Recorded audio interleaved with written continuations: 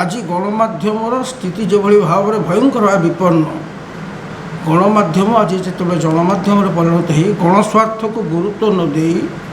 जनस्वार्थ को सर्वाधिक गुरुत्व देवा फल आज गणमाध्यम एक भयंकर स्थिति अच्छी। ए प्रेक्षापट में जदि गोटे गणमाध्यम जन्म निश्चित भाव में एक सामाजिक सुवार्ता बहन करे साधारण मनुष्यर स्वर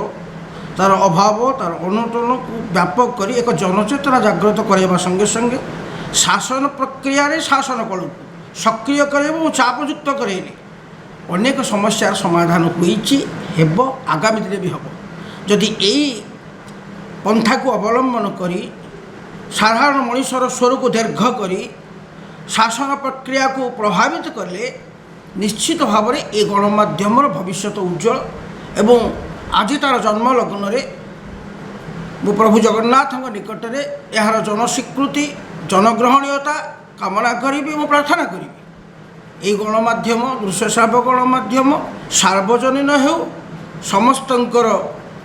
भाषार प्रतिध्वनि करू